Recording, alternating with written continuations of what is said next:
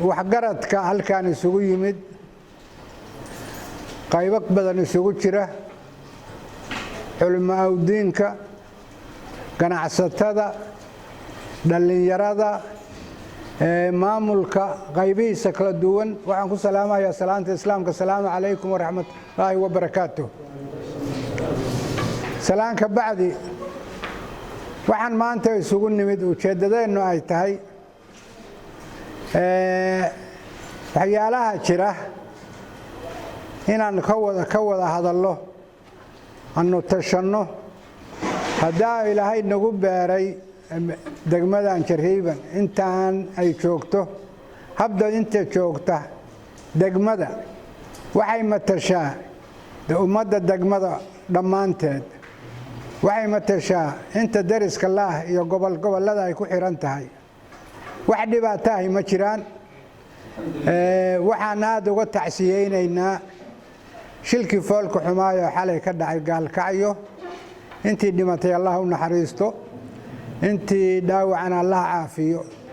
intaas ka bacdi waxaanu isugu nimid maanta barnaamijyada jira oo sixir bararku keenay oo cabashada tirada badan timid oo magaaladu ay joogto hadda albaabadu inay xirmaan ganacsiga waa joogsaday shaahi la cabi jiray waa joogsaday xoolihii la qaadan jiray waa joogsadeen baqaaradii waa la iska hor fadhiyaa dukaamadii waa la iska hor fadhiyaa intaas waxay keentay damage iyo dhaqaale burbur aan marra loo malayn karin dhaqaaluhu wuxuu ku socdaa waa kumi lagu daray waa dukaanka wixii laga qaato santiga saaran baa faa'iido u ah qofka la yimaada koobka shaaha dukaanka baqaarka u furtay biibitada u furtay wuxuu u soo shaqo tagaa xabadda nacnaca iyo koobka shaaha iyo xabadda mooska iyo wixii la mid ah ayadiina waa joogsatay magaaladan waa ogtiin oo dhal ma leh meel yar goolis baa waxay ka bixisaa wax yar inta kale faynuus baa laga shiftaa faynuusihiina waa joogsadeen waayo lacagtii gaaska wax lagu gataa la laayahay marka annagu waxaan u baahannahay caqligu inuu shaqeeyo wadaniyadu inay shaqeyso adduunka wuxuu leeyahay dabaqado kala sareeya dabaqadahaas oo ah ganacsato sare mid dhexe mid hoose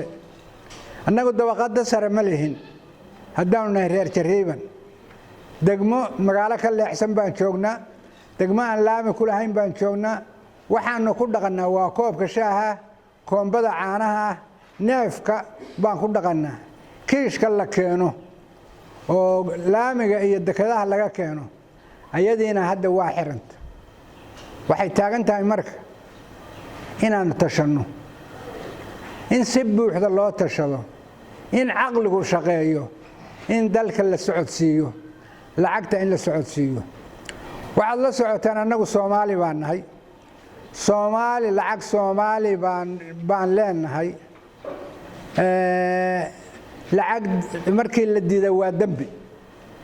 waa dhab weeye waa heer maxkamadeed qofkii diida lacagti markuu kala jeexo oo lacagta cilla geliyo iyo markuu diida labadaba waa dambi waa dhab weeye waxaan ogaa hadda ka hor 80kii waagii kayuuga dhuxusha loo gali jiray oo hilibka loo gali jiray yaa waxa dhacday magaalada Kismaayo habeenkii 6 saac markay tahay baa kayuuga koombe iyo wax la dhigan jiray 6 saac subaxii faylkaas aad u gashid aduma gabdhaha habeenkii mindhaa 6 saac gurooda caruurteeda ka soo kacay oo faylkii dhigtay yaa subaxii markay yimaadeen intii ka horeysay markii ay ka qaateen dhuxushii iyo hilibkii baa la weyne ka go'a ilmay ka soo tagta waxay ku noqotay male lacagtii bay wadataa 4 gabdhood baa intay isu yimaadeen lacagtii kala gooyay gaal shire markay ku tagi kareen baa dib looga soo celiyay lacagta diidmadeedu waa dambi weeye waa markii ay tahay si loo shaqaynayo oo taladu dadka ka dhaxayso waxaan ogahay sababaa keenay waxa kan hadda lacagtu ay la joogsatay sababaa keenay annagu sababaha keenay waxaad ogtiin in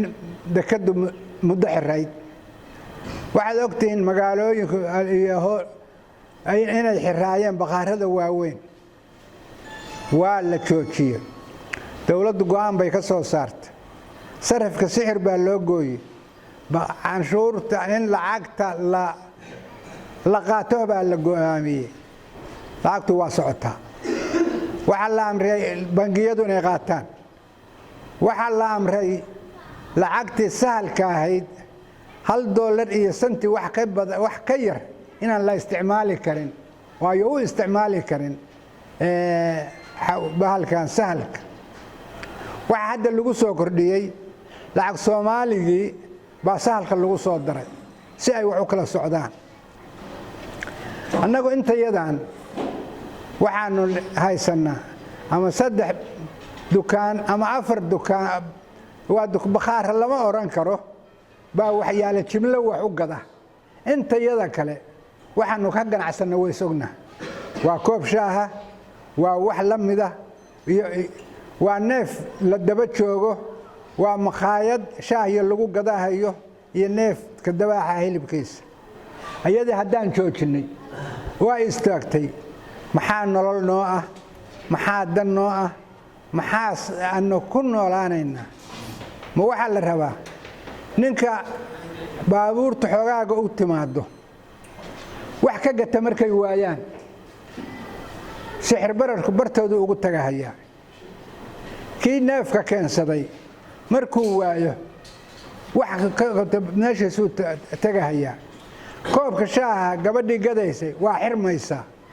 waslada qofkii gadahaya waa xirmaysaa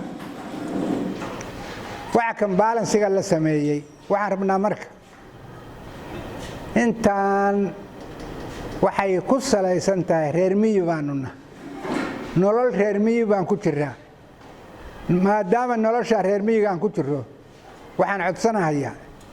in aan tixgelin reer miyiga mar waa amar oo dawladdu amar ba soo saartay oo amarkaas waa la fulinayaa marra bulsho ahaan haddaanan isu danayn haddaanan la socodsiin haddaanan koobka shaaha socodsiin haddaanan shilinka socodsiin annagoo dhan way iska hor imaanaynaa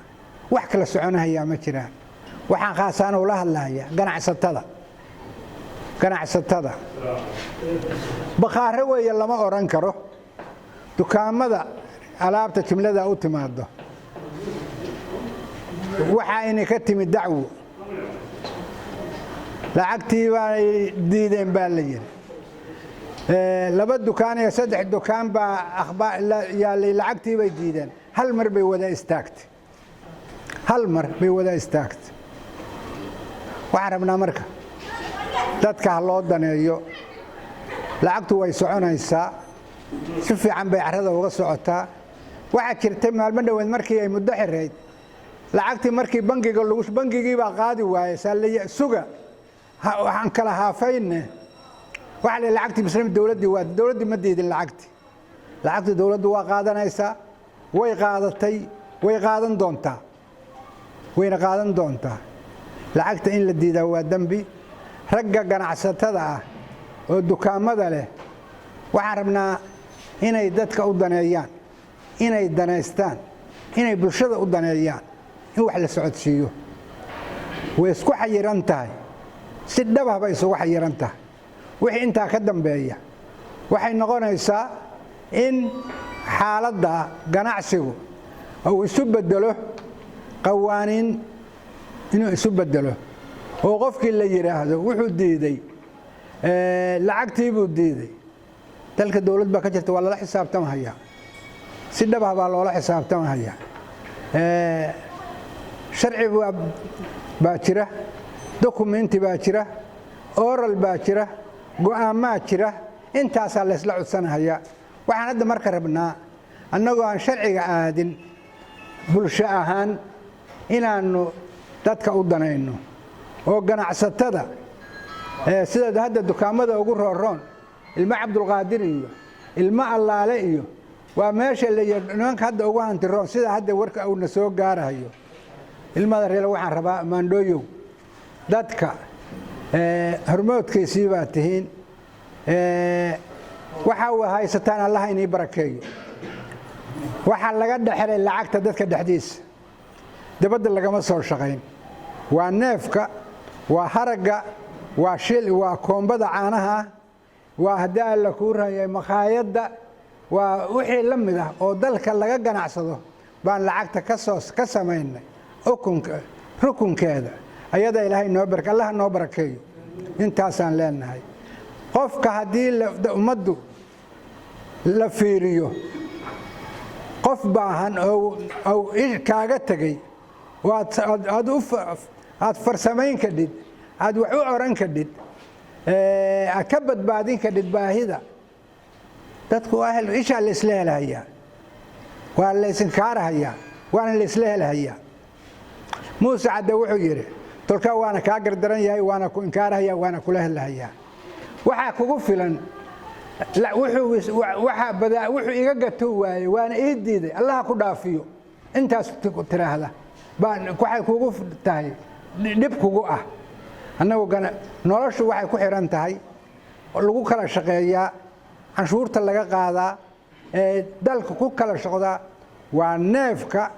iyo bakhaarka shilinka yaal iyo kiishka yaal intaas baa lagu kala shaqeeyaa lafdhabar baa u tihiin nolosha bilow aadanka lafdhabar baa u tihiin waxaad tixgelisaan marka nafta nolosha aad lafdhabarka u tihiin inaad wadaan inaad haddii alla ku raad dadka u dhibrisaan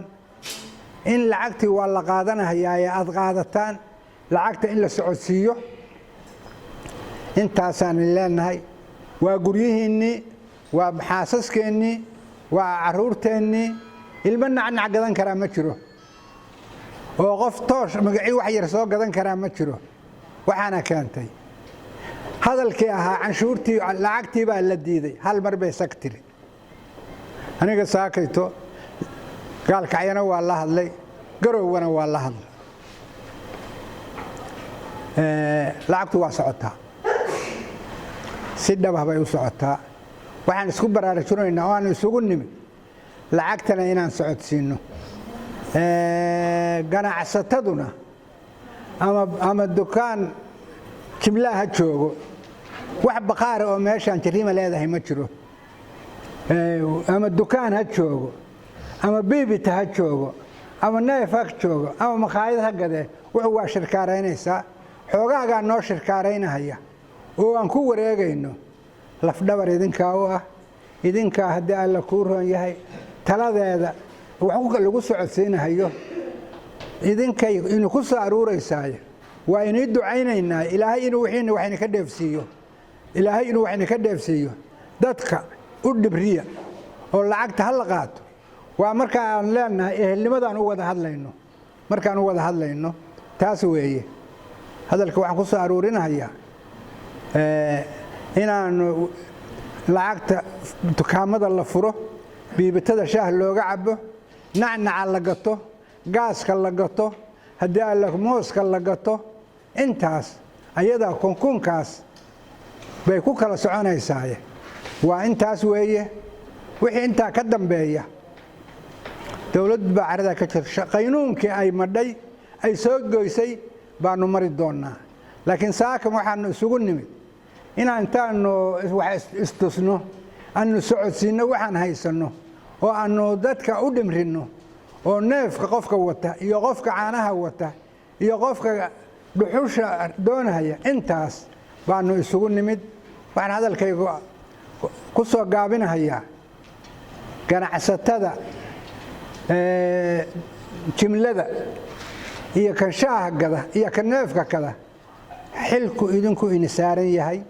shaqo hal la kala socodsiiyo hal la fuliyo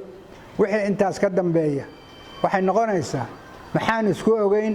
maxay taladayadu ahayd maxaa go'aanka noo ahaa intaasaan leeyahay waa bilaahi tawfiiq ilaahay waxaan ka baryaynaa abshirta ilaahay noo waafajiyo roob khayr qaba ilaahay hana siiyo jidaal baan ka baqaynaa arradii waxaanu leenahay barkaduhu waa biyo yar yihiin ilaahu roob degdega ilaahay hana siiyo markaanu isku niyadnahay isku caloolnahay isku talanahay waa khayraynaa waa dhab weeye waxaan ku khayraynaa niyadaas saleexa ah oo aan ku midaysannahay oo naga dhaxaysa iyo ilaahay aan barino intaasaan ku khayraynaa intaasaan leeyahay assalaamu calaykum